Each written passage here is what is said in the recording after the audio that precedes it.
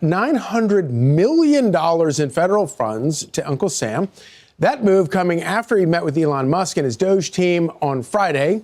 DeSantis saying, quote, for years, Florida has been trying to return federal funds to the federal government due to the ideological strings attached by the Biden administration, but they couldn't even figure out how to accept it back. Jackie DeAngelis is co-host of the Big Money Show on Fox Business. She joins us now. So great to see you, Good Jackie. morning. Thanks for coming in. So it's so put politics aside.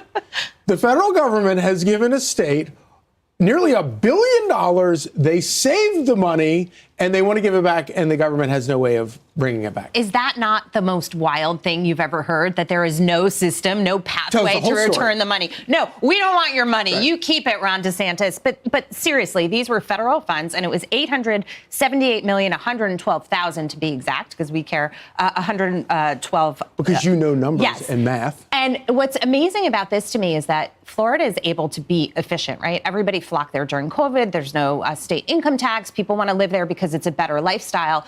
And he's able to sit down and sort of doge within his own state and find ways to save money, to say, we're going to give this money back to the federal government. And he just had one conversation with Elon Musk. That's all that it took to say, OK, we'll take that money back. We'll take it back gladly. And you know that it's going back to the federal government, and it's not going to be wasted again, because there are, procedures in place to not do that. And what I love about this is red states, I think this is going to be a trend, and you're going to see them do it. Blue states are mad about Doge in general, and they don't want to see it in the federal government, let alone at the state level. But there are ways. Look, the state budget is like your household budget. At a certain point, you can say, this isn't working, we're wasting, we got to tighten up the belt, and we've got to find ways to save. Why can't we do that for the American taxpayers? DeSantis is doing it. Elon Musk is doing it. It can be done. I love that you use the word efficient and note that Florida does this without an income tax. Right. And at the end of the day, that shouldn't be like a political fight. It's just a matter of mathematical efficiency. Right. And obviously, Ron DeSantis is on the cutting edge of that sort of efficiency.